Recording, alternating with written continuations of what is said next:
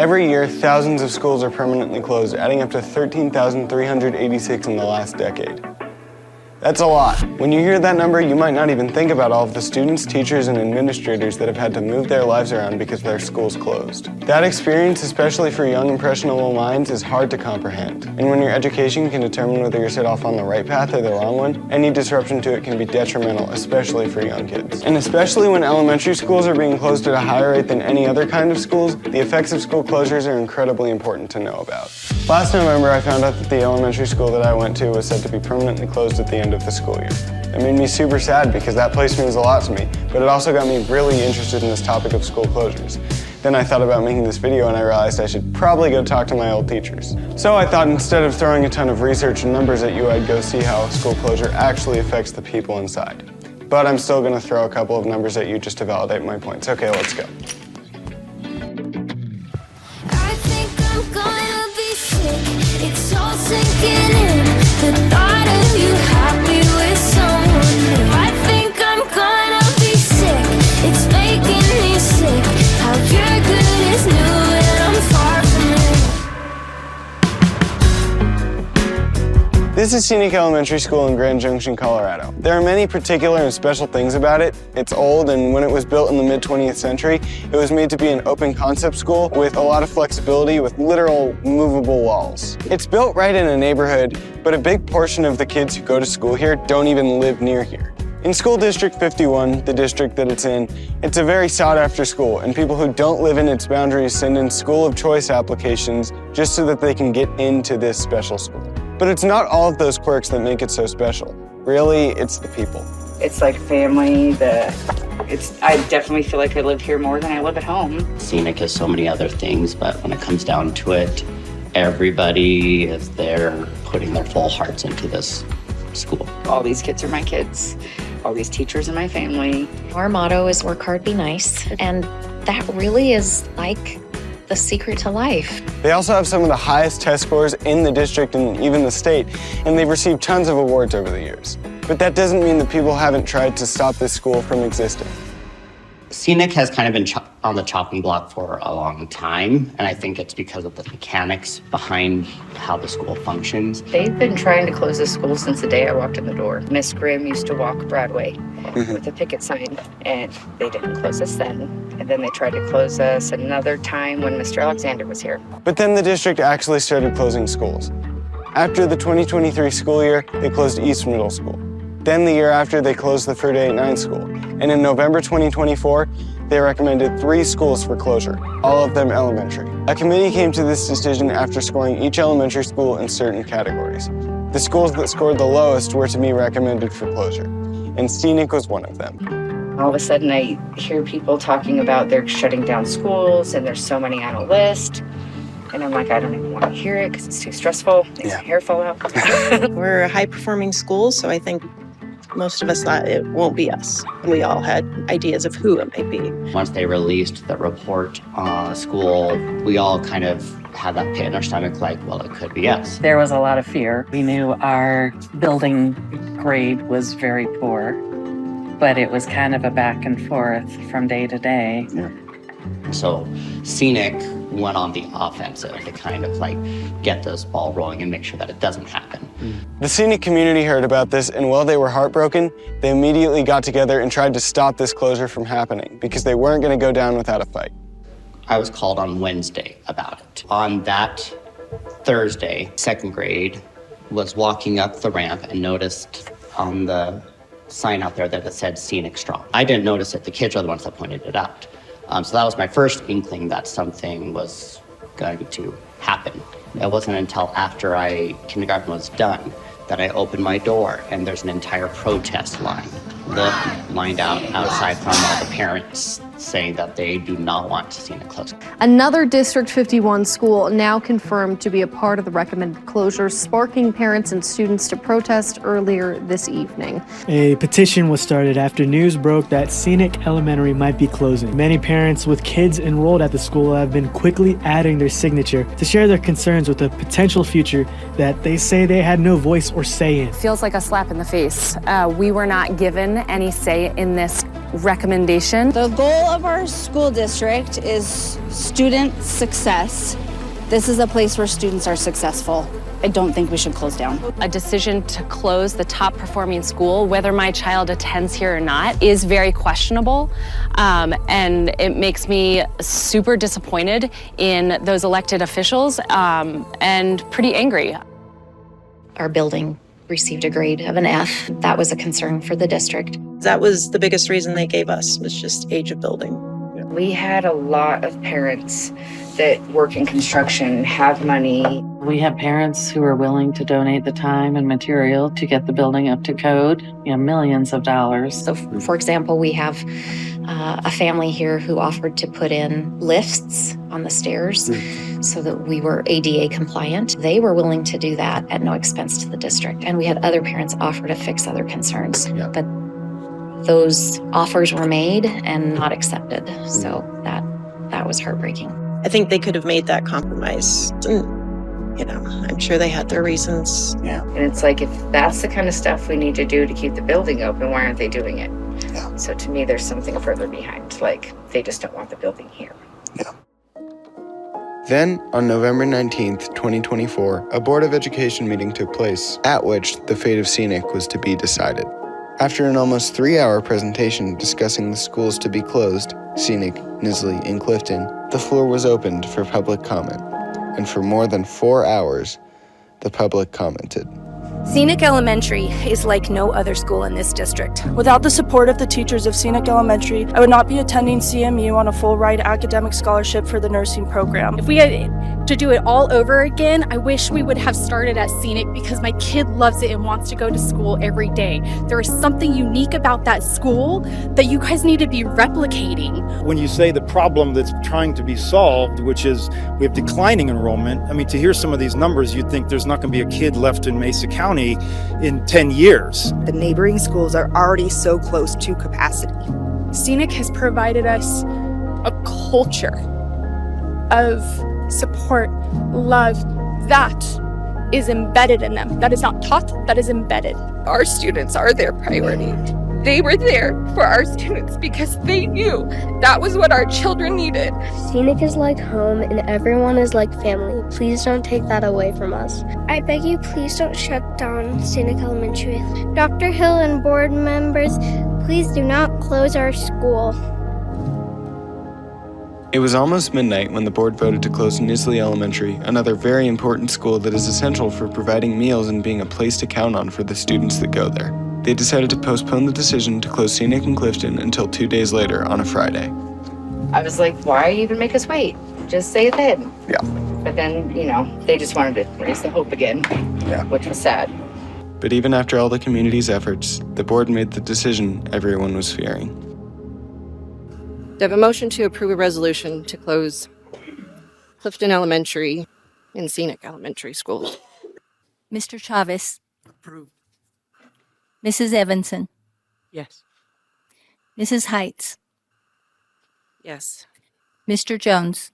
Yes. Ms. Lima. Yes. Resolution passes 5-0.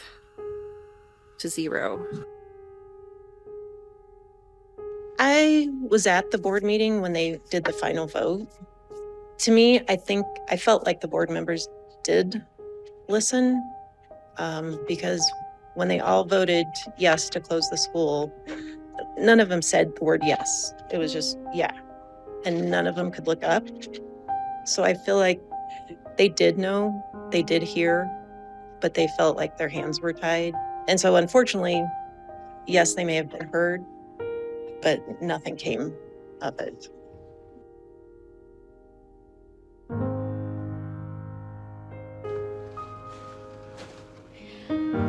I think our concerns were listened to. I don't think they were heard. So it's like people want to know, people want to be heard, and when people act like they're listening and nothing comes of it, it makes you wonder if you were ever actually heard. I think by the time that Dr. Hill had made his recommendation, everything was set in stone. They had to go through the red tape to make sure that they did the protocol to actually close down the schools. But I think by the time that he had made his recommendation, they knew at that time. So no matter what we did, nothing would have changed that. I think had they truly been heard, I think there would have been more of a response to, hey, let's work together. A couple people listen to it. Some people that work for the district don't even have children that go to the district. They go to private schools or online schools. And I'm like, why are they part of our district head? I think about that all the They time. don't even have children that go to their schooling, any of the schools. It's like, how can you put your 2 cents in there if you don't even know what's going on in our schools? Yeah. It's also worth noting that the president of the board is also a very politically and religiously motivated woman who is also a real estate agent. And I can't speak for everyone, but I know a lot of people who feel like this board is really disconnected from what's actually going on at the schools, and that's a big reason for all of these closures. They're just stuck on I don't want the building there, I want the land. Because really, is land worth taking that learning and lifestyle and whole root ground to teaching kids? I don't know what every other school does, but this one just zones in.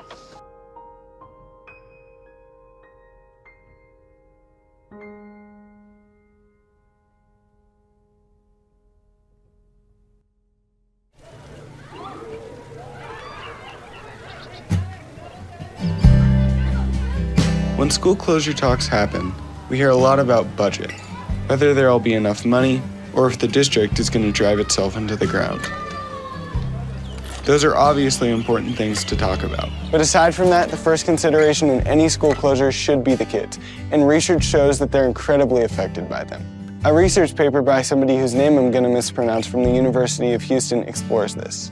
While it's argued is inevitable due to declining enrollment or budget constraints, district leadership also often justifies a school closure by arguing that consolidation will ultimately benefit affected students and the district as a whole. The rationale is that it'll offer displaced students in future cohorts access to better resource schools, high-achieving peers, and the advantages of economies of scale.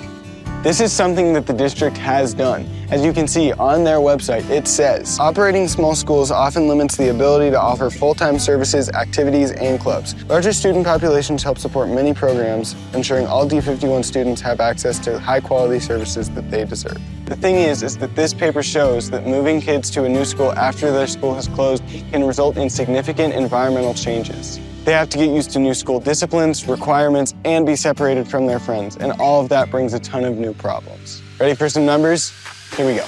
In the years after a school is closed, reading and math test scores drop, absences go up, and days of disciplinary action also go up. Test scores tend to go back up after a little while, but the same cannot be said about days of absences and disciplinary action. High school graduation rates go down, college completion rates go down, and employment rates and yearly earnings go down too. Certain groups of students, like those that are Black and Hispanic, are disproportionately affected by school closures, and the cost of these closures is estimated to be around $7.6 billion annually. Teachers that I interviewed have very similar concerns that this research backs up. Some kids will be fine.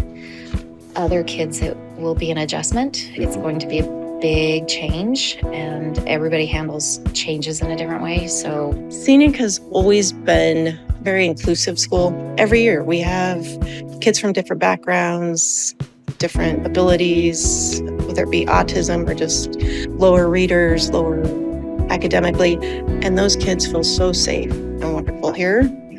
I worry about them going to these schools where it's bigger, and so I think for them it's going to be very difficult. kids are going into schools much bigger than we are. So it's going from a smaller school to a very large school is going to be culture shock for them. I think that we've taught these kids a lot that change is good for you and that you can function with it. But I think that they also have the fear of what's going to happen if they go to this school and that school closes. Yeah. They are scared of getting comfortable with people or going back to a school that maybe they had came here from that had let things slide that shouldn't have slid. But I think they're all hopeful knowing that we'll all be somewhere maybe at one of the schools and they'll still be able to contact us and they'll still be able to see us. A lot of kids will have their transportation affected too, because all of the boundary changes will make schools much further for a lot of kids. Some who used to walk to school now have to get driven, and parents who have to work early will have to restructure their routine and often be either late or just not make their kids go to school because of it. These kids, the future of our country, are generally negatively affected by schools closing. But it's not just them, it's teachers too. A perfect example of this happened last year at the school that I went to, the Fruita 8-9. The schools in that part of the district are structured very weirdly, so they consolidated 3 schools for grades 6 to 12 into 2. It sounds like it makes more sense, right?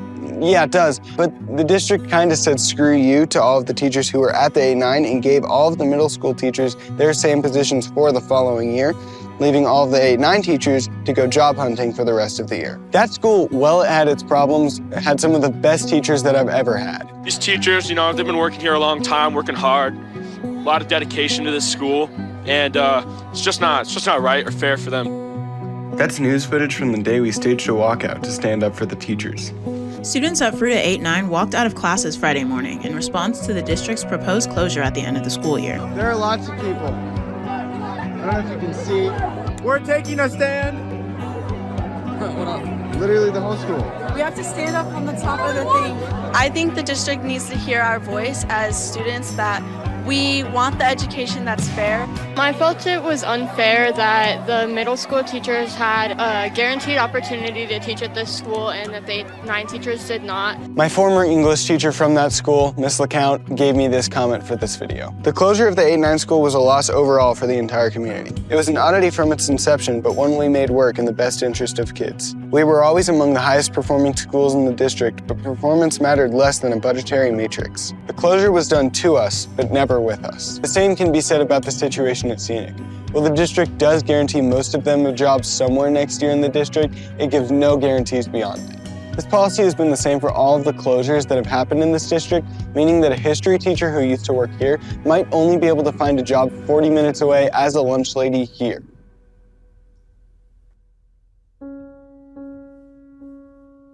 I'm still looking for a job. Yeah. It's very stressful. I'll try not to cry.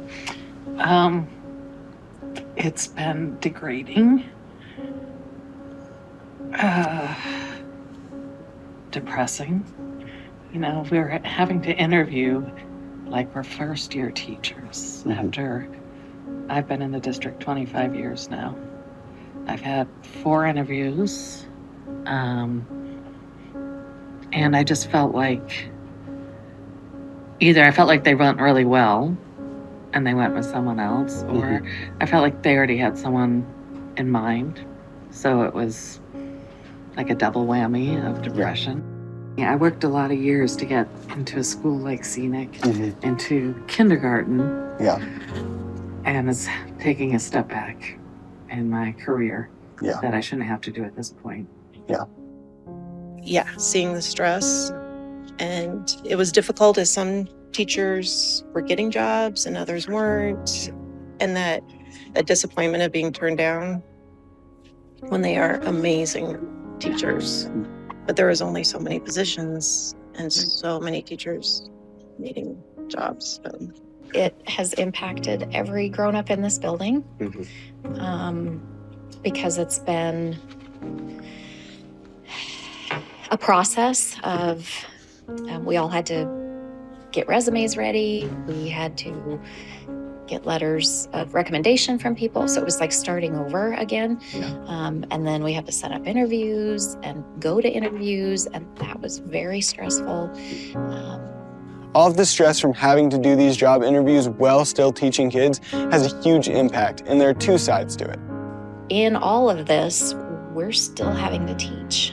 So I can speak for me personally, it had an impact on my teaching because I couldn't be my best when my mind was worried about the interview and will I get a job and what if I don't? So those kinds of worries have impacted me daily. And now we're in a position of realizing people are going to be in different buildings, and that's hard. And not everybody has a position yet. And so that's also hard to watch people go through. And it has affected my teaching. I mean, it's hard to teach when you're worried. Yeah. And you're distracted by looking for job postings. Plus, the pressure to pack up our classroom and be out of the building on May 22nd when I don't have a place to go to. But there's also the other side.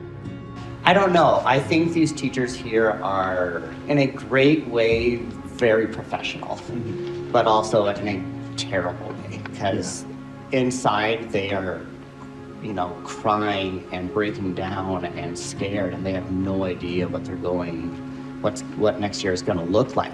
But if you were to walk into any of the classrooms, you would never know that. You would never see their instruction impacted.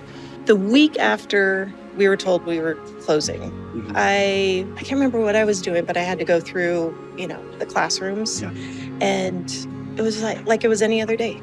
Listening to the teachers, teach. They are so good at their job. They can put that aside and be teachers. These women and few men that are here, there's not a lot of men, we know that. There's not. But everybody in this building will not let anything affect their teaching because these kids are their gems. But inside, absolutely, everybody's anxiety, especially because they tell you that you're closing in November, but they don't really post jobs until, late February, early March, something like that. And so then you're sitting around for 3 months figuring out what are you going to do, because you can't do anything, you're powerless. Another comment from that same teacher from earlier. As a professional of 20 years, having been through the closure of my school with all of the incredible loss that happened, I can honestly say I have never felt more personally or professionally devalued. What is the message supposed to be to teachers when they are displaced and everything they built is gone in an instant? Sorry, you'll find something new? If you actually care about kids, it doesn't matter where you work? The platitudes offered are hollow at best. There's still a lot of feelings of anger towards the district for doing this, but there are some people of the community who are very understanding. Depending on who I've talked to, it's been anything from it is what it is to this is the worst thing that's ever happened. And that's just gonna be the case with anything like this. There are people who understand the district needed to save money, but still, that's the problem with running a public institution like a business. You easily forget that the institution was built to serve people, but when budget is your primary focus, the people aren't. Solutions to budget shortfalls is cutting, but we can't cut what directly affects kids and the staff that serve them. We will have to find a way to make public education, not privatization of education, an actual priority in practice and not make empty promises. The impacts of any school closure are far-reaching. They affect students, teachers, families, and especially the community that has been built around the school. That was something that actually came up a lot in the interviews that I did. I mean, the fact that Scenic meets every single Friday, I think is totally obscure and different from any school, probably anywhere, to meet every Friday. Yeah, I think the people in this community who are really forced to make a change and go somewhere else, that's going to be a hard adjustment. Well, people are losing their neighborhood school. They're going to be one of a bigger number. And as I've been interviewing around, every school has that same feeling about their school. Yeah. The things teachers were saying there about Lincoln Orchard Mesa were things that we would say here at Scenic about our staff and our school. And it's just that sense of community. Yeah. So you think it's just everywhere? Well, it's a little extra special, but yeah, of course it is. I think it's very sad for the families who choose to come to Scenic because that choice was taken away. So our school of choice families have lost out on an opportunity to be part of the Redlands community. And while this all does suck, I don't want this whole video to just be me whining. So I did ask the teachers that I interviewed if they saw anything positive coming from this, and I actually got a lot of good points. I think it will grow to be a positive just because that's just my outlook on life. It sucks right now, but I think down the long, people are going to see different positive impacts from it. I don't know what that would be, whether that be some teachers or students that were very, very emotionally attached to this and then went out into the world and realized it's not as bad as they thought it was. That could be, but I don't know. But that's going to be a long a long journey. I look forward to having a teaching partner again, our team, with the declining enrollment. I have been the only kindergarten teacher again, and that's kind of lonely, so I look forward to having a partner. The one thing I've tried to tell staff that are struggling with leaving here and moving on, you know, our motto is WHBN. Yeah. Work hard, be nice, that's something that you can take into your whole life. And it gives us a chance, because all these teachers are going to different schools, to take a little bit of that and maybe spread it a little further. Yeah, I think the spreading the WHBN, that a lot of people don't understand what it is, spreading it to other schools to help that intertwine with whatever nice, cool stuff they have, it just makes it spread wider. It could be positive, but, you know, starting August 1st, I don't think it's going to be immediately positive, but it will take time to get there. Yeah. I think a lot of people will still meet up in places or make visits or things like that, because even outside of this building, all the teachers are still friends and still family. Yeah. Like it's good to have that, because even though we're not all going to be here, we still check up on each other. Yeah. That's a huge thing. These are absolutely some of the best people that I've ever met, and it's incredible that they can get something positive from something so negative. It's really sad to see such an amazing place go, but as they say, all good things must come to an end. My life has been crazy through this place. This is a long time, so who knows? It's weird. It is. I don't know. I was hoping you'd have kids and bring your kids here. Like, who knows? It's sad. It's so sad. Well, it's kind of like they've grown into a family. Yeah. And you're in a family, so you know how... and maybe not everybody gets along all the time, but you learn how to function and how to work. Also, I've been here for 25 years, and so the amount of people you meet in 25 years with students and parents and people I've worked with, it's a lot of relationships. Yeah. It's hard to say goodbye to that. I think the change is good for some people that don't like the change. Yeah. It's like they're forced to deal with it, and that changes a person in general. Like, it gives them more perspective after they've had to crash face down.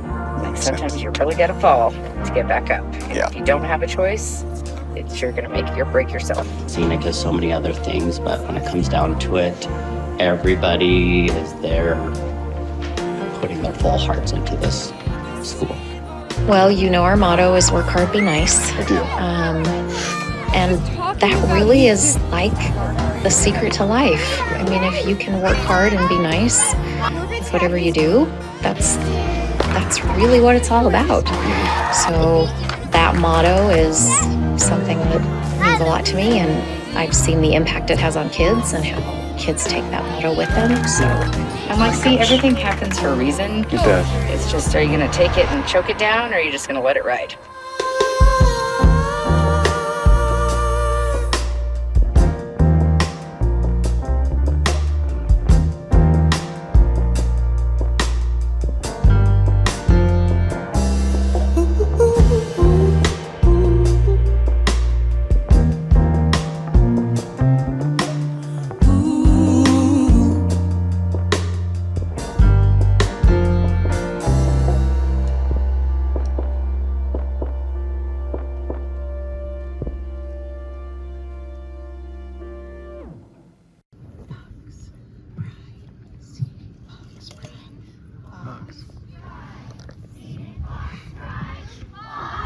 Right.